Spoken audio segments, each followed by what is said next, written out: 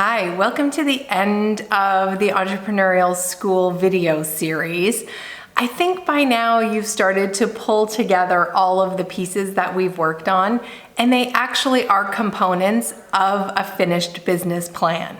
So when you consider all of the components of a business plan, it really is an amalgamation of all of your hopes and dreams, your desires, your strengths, your prospective experiences, your forecasting, all of it comes together in one document. Now, if you have a small business and you are a solopreneur, you can fit everything on one page. Obviously, the bigger and more elaborate your business and your service offerings and your product development, the more pages you need to offer. But I think what we are coming to the realization now is that you can start a business about anything you have a passion and a desire and a talent for.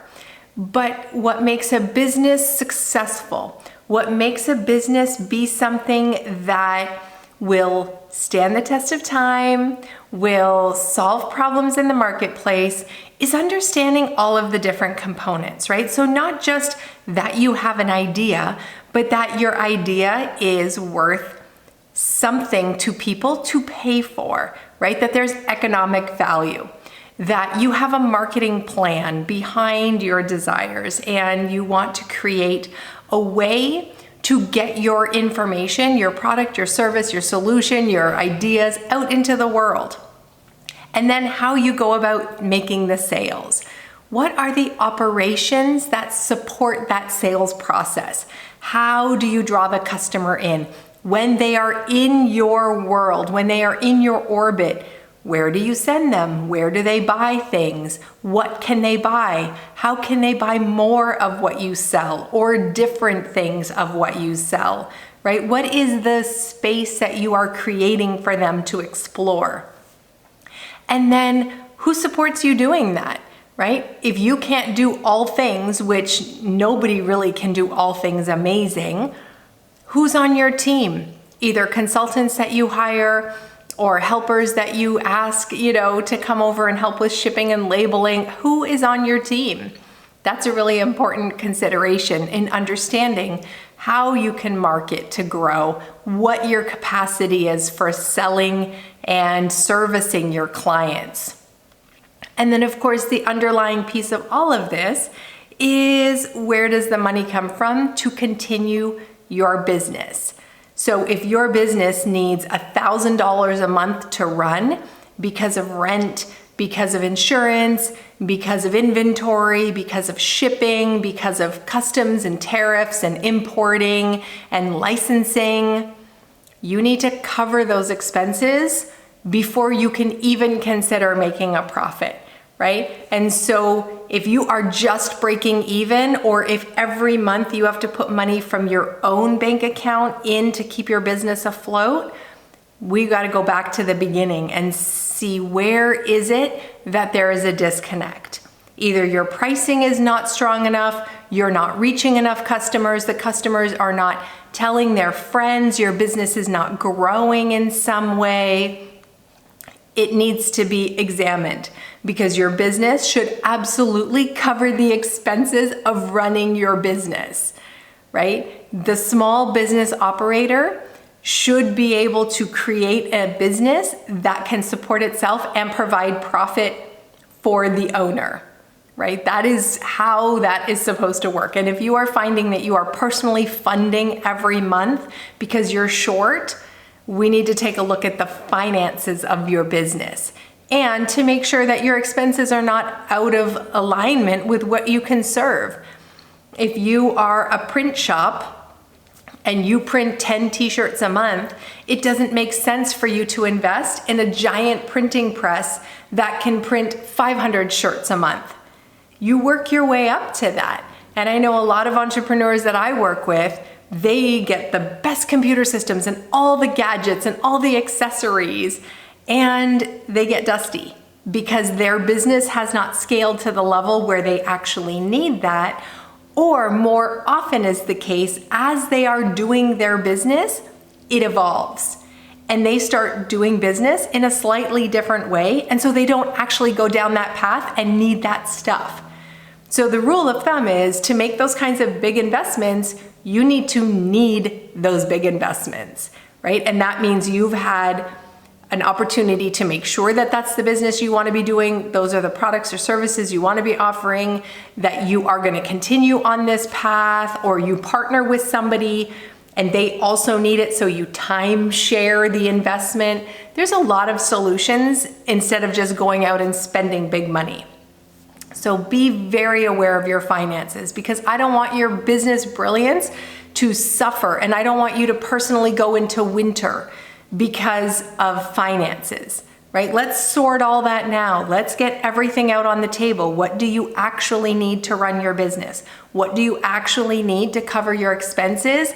And then let's add on for there. Let's get a few more clients. Let's get a few more sales and start growing your business in this very beautiful and organic way, but also in a healthy way, right? Because if you all of a sudden blow up to 10,000 orders and you're hiring people and you're scrambling, your quality will absolutely go down. And what if that all falls off? You don't have the infrastructure in place to go from 0 sales to 10,000 sales. So we really do want a slow and steady growth. If we have these super highs and super lows, there's more risk for winter, and we definitely don't want that. So when your business plan is all put together, we want to collect any supporting documents that you might need. So if there are any mentors in your circle who have other experiences and they can provide value, if you have any other financial information, if you have assets or things that you can contribute to the business from a personal or from your family, those would go in there as well. And this is a document that you can go to an investor and say, here's my business plan. I've put together my industry analysis. Why does the industry need your solution? My market analysis. Why does the market need your solution? Your company analysis. This is your purpose, your vision, your values, and your mission that we did before. Your competitive analysis is your SWOT, which we did in the Business Brilliance class. Your operational plan. This is your A team, right? Like, who is on your team with you? Who are the people that are helping you move your business along? Your services, your products, your marketing plans, your sales plans, all of this comes together in this document, which is the guiding document of your business today. Now, if you have written a business plan and you have been in business for more than 12 months, I highly recommend you sit back down and you get your business plan out and you dust it off and you update it. Because it really is important to stay connected to the bigger purpose and the path that you're going forward. If you have now hired 4 people on your team and you're no longer making soap, for customers one at a time, but you are doing corporate soaps for big businesses or hotels, your business plan should reflect the work that you do. If you ever need a loan, if you ever need an angel investor to step in, if you have a mentor who would like to come in and help you through the next part of your journey, they're going to want to see your business plan, right? So it's a great idea just to stay connected to the document that is guiding your business and make sure that it's relevant, it's up to date, your goals are clear, your forecasting is more accurate, your finances are funded and well on their way to creating for you business wealth, right? So that you can go back into that economic value list that we saw earlier and you can be an investor, or you can give loans to other small businesses, or you can invest in other partnerships which require a financial commitment, right? Your opportunities become greater when you now have money to put back into the growth of other people's businesses. So I am so grateful for you to be on this journey with me. I appreciate you being here so very much. Please read through the Business Brilliance book, The 5 Seasons of Connection to Your Business Brilliance. It really is an incredible resource for you whenever you go through different stages in your business. And, the phrase is a new level, a new devil. It doesn't matter how many times you grow, you will always face new challenges. Winter will always come back, even when you have 0 sales and you think, if I just make 10 sales, I am always going to be happy. No, you're not, because then you have, I don't know, maybe you have refunds. Maybe you have a person who, kind of put you in a negative light on an online review. And now you think, oh my gosh, this is horrible. I'm never going to recover from this.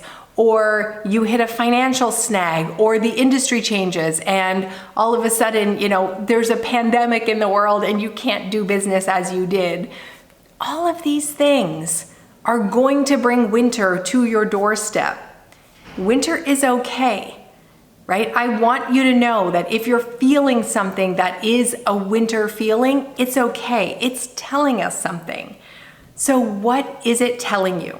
What can you learn? What can you glean from it? And then what can you do to spring clean, to move away from it? That is ultimately the goal, is to get you back to summer, of course, in your business, but also personally. I have other 5 Seasons of Connection books available on more personal relationships with your children and your love partner. So please feel free to explore what I have online. If you've liked the 5 seasons, I would love to hear from you about it. What made a difference to you? What is something that is going to actually impact your ability to show up in your business brilliance? I would be honored to hear from you and about your story. So please let me know if there's any way I can support you. And I wish you endless summer days in your business and in your life. So thank you so much for being with me, and I hope to see you sometime soon. Bye.